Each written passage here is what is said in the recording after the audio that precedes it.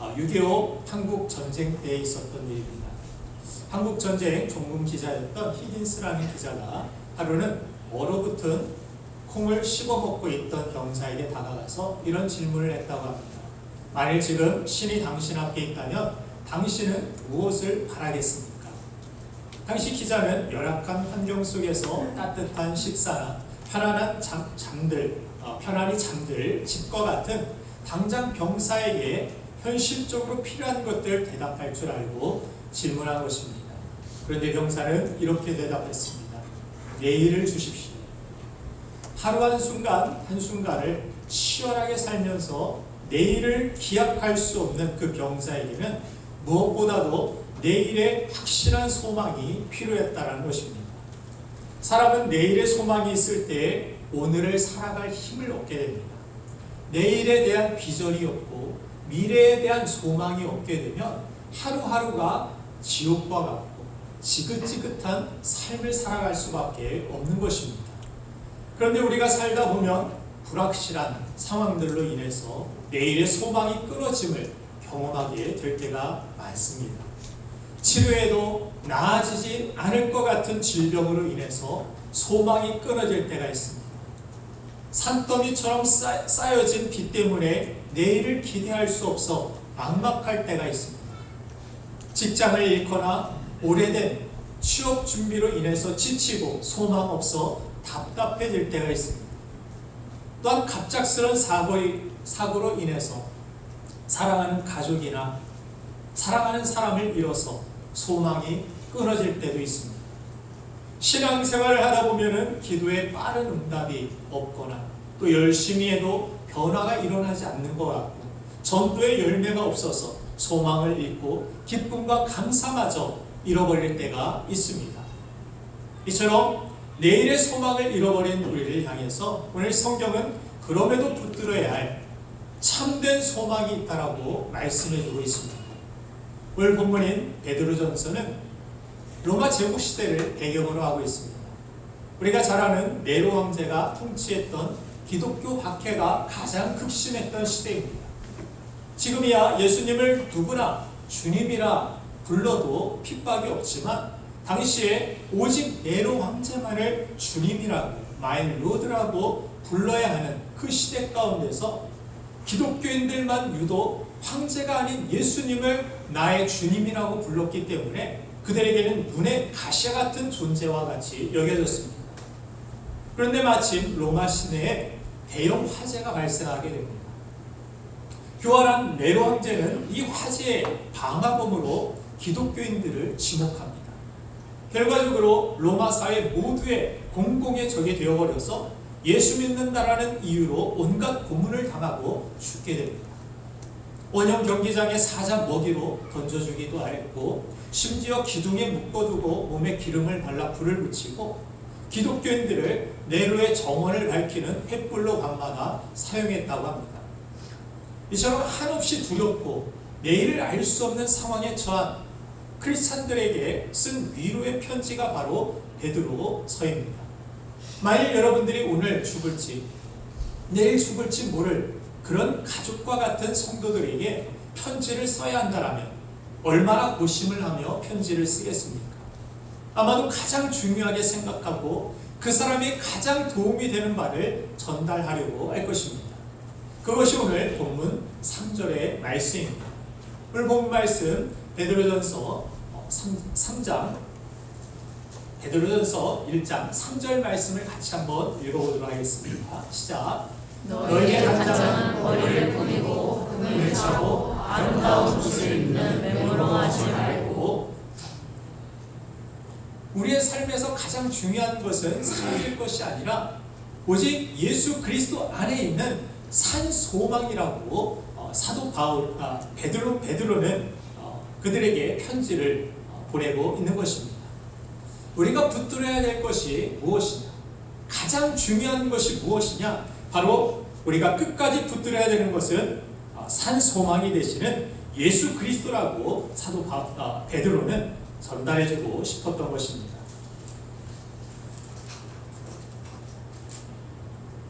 베드로전서 1장 3절 말씀을 다시 읽어드리면 우리 주 예수 그리스도의 아버지 하나님을 찬송하리로다. 그의 많으신 긍휼대로 예수 그리스도를 죽은 자 가운데서 부활하게 하심으로 말미암아 우리를 거듭나게 하사 산 소망이 있게 하시며 라고 말씀해주고 있는 것입니다. 그렇게 극심히 핍박을 받고 고난을 받았던 사랑하는 성도들에게 전해주고 싶었던 가장 소중한 것은 바로 산 소망이었던 것입니다. 그러면 산 소망이 무엇일까요? 성경 주석을 보면은 산 소망이란 한정없이 무한하며 언제나 새롭고 신선한 소망을 뜻합니다. 물로 비유하자면 끊임없이 솟아나는 신선한 생수를 말합니다. 예수님이 요한복음 7장 38절에서 말씀하신 것처럼 메마른 광야 같은 상황 속에서도 배에서 생수의 강이 흘러 넘쳐나서 모든 환경을 이기고 열매를 맺는 것과도 같다라는 것입니다. 세상에는 두 가지 종류의 소망이 있습니다. 어떤 소망은 어느 만큼은 소망을 주지만 그 이상은 주지 못하고 끝이 나는 소망이 있습니다. 또 어떤 소망은 한정이 없고 무한하며 언제나 새롭고 신선한 끝이 없는 소망도 있습니다. 이것이 바로 산소망이며 베드로는 끝이 없는 이 산소망을 전해주고 싶었던 것입니다. 그러면 이 산소망의 정체는 무엇일까요? 성경은 산소망은 바로 부활이요 생명이신 예수 그리스도라고 말씀합니다. 그러면 왜 예수님이 우리의 산소망이 되는 것일까요? 우리가 살아있는 소망을 이해하려면 먼저 죽음을 이해해야 합니다. 여러분들, 죽음을 정의하자면 모든 것을 끝내는 힘이라고 정의할 수 있습니다. 죽으면 모든 것이 끝나버립니다. 오래전에 TV에서 한 할아버지가 나오셔서 인터뷰를 하시면서 그분이 말씀하시길 이제 이 나이쯤 되니까 아무도 미운 사람이 없어 라고 고백을 했습니다. 그랬더니 주변에 있던 사람들이 다 감동을 하면서 너무 훌륭하시다고, 인생이 무르익으니까 미움도 이기나 보다 그렇게 생각을 하고 그 비결이 뭐냐고 여쭤봤습니다. 그랬더니 그 할아버지께서 대답하시기에 다 죽었어. 사실은 미움이 없어진 것이 아니라 미워할래야 미워할 사람이 다 사라져 버렸다라는 사실입니다. 이처럼 죽음은 우리의 희노애락, 그 모든 것들을 다 끝내는 힘이 있습니다. 우리가 가진 젊음도, 우리가 가진 강한 체력도 죽음을 이길 수 없습니다. 우리가 가진 아름다움도 죽음을 이길 수 없습니다. 어느 강연에서 강사님이 이런 말씀을 했습니다. 여러분, 여자들이 어떤 남자를 좋아할까요? 목소리 톤이 높고 얇은 사람을 좋아할까요? 아니면 중저음의 매력적인 목소리를 가지고 있는 남자를 좋아할까요? 여러분들은 어떠십니까? 대답이 없으시네요. 그냥 돈 많은 남자가 좋습니까? 중저음의 매력적인 목소리를 가진 남자를 보통 여자들이 선호한다고 합니다. 그러면 남자들은 어떨까요? 목소리 톤이 높은 여자들을 좋아할까요? 아니면 중저음의 낮은 목소리를 가진 여자를 좋아할까요? 그냥 예쁜 여자를 좋아한다고 합니다. 그러나 고운 것도 아름다운 것도 죽음 앞에서는 무력할 수밖에 없습니다. 돈도 명예도 지위도 권세도 죽음 앞에서 아무 힘을 떨칠 수가 없는 것입니다. 죽음은 그토록 강력한 힘인 것입니다. 그런데 예수님은 누구십니까? 이 세상 모든 것을 끝장내는 강력한 힘인 죽음마저도 끝장내신 분, 그분이 바로 우리 예수 그리스도신 것입니다. 죽은 지 사흘 만에 다시 사셔서 모든 것을 믿는 사람들 안에서 이 생명을 동일하게 나눠주셨습니다. 우리 안에는 이 생명이 있습니다. 여러분들은 죽어도 영원한 부활의 생명을 가지고 다시 살 것입니다. 죽음을 이긴 유일하신 분, 그분이 바로 우리가 믿는 예수 그리스도십니다. 할렐루야. 그렇게 죽음도 강력한데 그 죽음마저 이기신 예수님은 얼마나 강력하신 분이겠습니까? 예수님보다 강력하신 분은 세상에 없습니다. 그러므로 인생의 소망이 끊어졌다고 생각하는 고통의 순간이 찾아올 때 우리가 해야 할 일은 우리의 산 소망이신 죽음마저 이기시고 승리하신 예수 그리스도를 생각하고 바라보며 예수님께 집중해야 하는 것입니다. 여러분들의 머릿속에, 생각 속에 집중되고 있는 생각들, 자주 많이 떠오르고 있는 생각들은 무엇입니까? 한 주간 여러분들 어떤 생각을 골똘히 하셨고 어떤 생각을 많이 하셨습니까? 많은 일상들 가운데 우리는 여러 가지 문제, 내 앞에 다가오는 여러 가지 과제들을 이루어 나가기 위하여 그것들에 골똘히 집중하게 되고 그것들을 생각하기 쉽습니다. 그러나 그런 순간 가운데서 여러분들 예수님과 함께 생각하셔야 됩니다. 예수님을 떠올리셔야 됩니다. 순간순간 기도하시고 순간순간 주님을 바라보고 주님을 의지하셔야 됩니다. 모든 것들을 형통하게 하시고 모든 것들을 승리케 하시는 분은 오직 예수님밖에 없기 때문입니다. 학교 생활을 하는 학생들도 그렇습니다. 바쁘고 힘들죠. 우리 고3 친구들도 있는데 아침 일찍부터 예배하고 오늘 시간에도 사역하고 있고 지금 친구들은 막 열심히 공부하고 있을 텐데 목사님 제가 걱정돼요. 그래서 더 기도하게 돼요. 쟤네들 대책이 없는 것 같습니다. 주님밖에 없습니다. 주님 인도해 주세요. 주님께서 오히려 더 복되게 하시고 예배하는 이들을 하나님 축복해 주셔서 결국에 합력하여 선을 이루게 되는 하나님을 보게 하여 주옵소서. 그 하나님을 경험케 하여 주옵소서. 여러분들도 고3 친구들을 위하여 그렇게 기도해 주시면 감사하겠습니다. 우리 학교 친구들도 학생들도 수학하고 영어하고 외우는 것만 중요한 것이 아니라 때때마다 주님 바라보고 주님 의지하고 공부를 시작할 때나 공부를 마칠 때나 잠잘 때나 눈뜰 때나 밥을 먹을 때나 주님과 동행하고 주님을 바라보는 그런 삶 속에 하나님의 은혜가 있을 줄로 믿습니다. 그래서 사도 바울은 빌립보서 3장 8절 아까 우리가 함께 이달에 암송 말씀을 읽어본 것과 같이 이 영원한 것을 얻기 위해서 예수 그리스도를 얻기 위하여서 세상이 좋아하는 세상이 주는 소망을 포기하고 산 소망이 되는 예수 그리스도를 붙들기 위해 무엇이든지 내가 포기할 수 있다. 그것은 내가 배설물로 여길 수 있다라고 고백하는 것입니다. 요즘 당근과 같은 개인 간 거래가 많아지면서 금 사기가 많아졌다고 합니다. 금값이 오르면서 금은방도 가짜금에 속아서 막심한 손해를 입었다라는 뉴스가 나오기도 했습니다.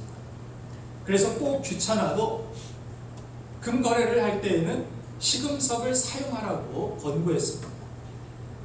여러분들 시금석이라는 것이 뭐냐면 금의 순도를 확인할 때 사용하는 검은색의 현무암이나 귀암 재질의 암석을 말합니다. 이 영상이 있는데 저 사진이 올라왔는데 저 새카만 돌이 바로 시금석이라고 부르는 것입니다. 이 시금석 표면에 금을 긁어서 흔적을 남긴 후에 저 용액 22K의 용액을 그 위에 뿌리게 되면은 흔적이 그대로 남아있으면 그것이 순금이고 그것이 아니라 저 용액을 뿌렸는데 사라지게 되면은 순금이 아니라는 것입니다. 이처럼 금사기를 당하지 않기 위해서는 이 시금석을 활용하라고 이야기하는데 그런데 세상에는 금사기만 있는 것이 아니라 소망의 사기도 있는 것입니다. 너도 나도 이것이 우리가 붙들 소망이라고 이야기합니다. 그것들이 겉보기에는 누가 봐도 금과 같고 누가 봐도 소망 같아 보입니다. 그러나 실제로는 아닐 수 있다는 것입니다. 진짜인 줄 믿었다가 낭패를 보게 될 가짜 소망들이 수없이 많은 것입니다. 우리가 붙들고 살아가는 나름의 소망들이 있을 것입니다. 그런데 그 소망들이 우리가 끝까지 붙들어도 될 만한 소망인지 아닌지 그 소망의 순도를 확인시켜주는 그 시금석이 있는데 그것이 바로 죽음이라는 것입니다. 죽음이 바로 우리 소망의 순도를 확인시켜줍니다. 우리가 가진 소망을 죽음이라는 시금석에 긁어보았을 때 그것이 죽음과 함께 소멸되고 사라지는 것이라면 그것은 우리의 산 소망이 아니라 죽을 소망입니다. 사라질 소망입니다. 그것은 가짜 소망입니다. 반대로 우리가 가진 소망을 죽음이라는 시금석에 긁어보았는데도 사라지지 않는 소망이다. 그것이 우리가 끝까지 붙들어야 할 진짜 소망인 것입니다. 우리에게 끝까지 힘을 주는 사라지지 않는 영원한 소망, 그것이 바로 우리의 산 소망이어야 합니다. 예수님이 이 땅에 오셔서 공적 사역을 시작하시면서 가장 먼저 하신 말씀, 선포는 마태복음 3장 2절에 회개하라, 천국이 가까이 왔느니라 하신 말씀이었습니다. 천국의 주인이신 예수님이 이 땅에 무엇을 가지고 오셨느냐? 영원한 천국을 가지고 오셨다는 것입니다. 우리에게 영원한 천국을 주시기 위하여 예수님은 십자가를 지시러 죽으시러 이 땅에 오신 것입니다. 또 우리를 위해서 거처를 주님은 예비하러 가셔서 곧 다시 오시겠다라고 약속해 주셨습니다. 그리고 주님 계신 곳에 너희도 있게 하리라 말씀하여 주셨습니다. 그래서 예수 그리스도를 얻으면 오늘 본문의 말씀 베드로전서 1장 4절의 말씀처럼 썩지 않고 더럽지 않고 쇠하지 아니하는 유업을 잊게 하시나니 곧 너희를 위하여 하늘에 간직하신 것이라 성경은 말씀해 주고 있는 것입니다. 썩지 않은 것, 쇠하지 않은 것, 영원한 그 유업을 우리에게 있게 하시고 너희를 위하여 하늘에 간직하신 이것이 우리에게 있음을 알고 우리의 소망을 어디에 두어야 되느냐? 바로 영원한 것에 두어야 된다는 것입니다. 영원한 것은 어떻게 얻게 됩니까? 우리의 노력으로 얻는 것이 아닙니다. 예수를 얻으면 예수 안에 이 영원한 모든 것들, 가장 좋은 것들, 가장 귀한 것들이 있기 때문에 우리는 예수님만 얻으면 됩니다. 예수 안에 있으면 저절로 과실을 맺는 것 같이 예수 그리스도를 얻으면 우리는 저절로 천국에 가게 됩니다. 믿습니까? 오직 예수님밖에 없습니다. 우리가 붙들어야 됩니다. 우리가 의지해야 됩니다. 우리가 바라봐야 됩니다. 그분은 오직 한 분 예수 그리스도밖에 없는 것입니다. 올인원이라는 것이 있죠. 샴푸를 쓰다 보면 올인원 샴푸가 있더라고요. 샴푸와 린스를 한꺼번에 동시에 거기다 탈모 예방까지 정말 혹하더라고요. 사고 싶더라고요. 근데 예수 그리스도는 모든 가장 좋은 것들, 우리의 가장 복된 것들, 가장 영원한 것들을 예수 그리스도 안에 두셨기 때문에 모든 것들의 올인원 대신 예수 안에 다 있기 때문에 우리는 오직 예수님만 추구하는 삶을 살아야 하는 것입니다. 고린도후서 5장 1절 말씀을 보면은 땅에 있는 장막집이 언젠가는 무너지게 된다라고 이야기합니다. 우리 육체는 언젠가 결국 무너지게 된다라고 이야기합니다.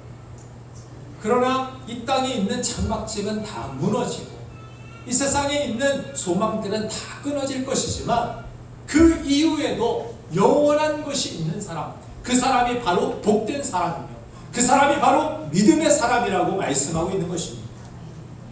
지금 100세 시대라고 해서 노후 대책이 중요하다고 이야기합니다. 그러나 노후 대책보다 더 중요한 것은 바로 사후 대책입니다. 사람은 사후에 이 땅에서 더 오래 영원히 살아야 하기 때문입니다.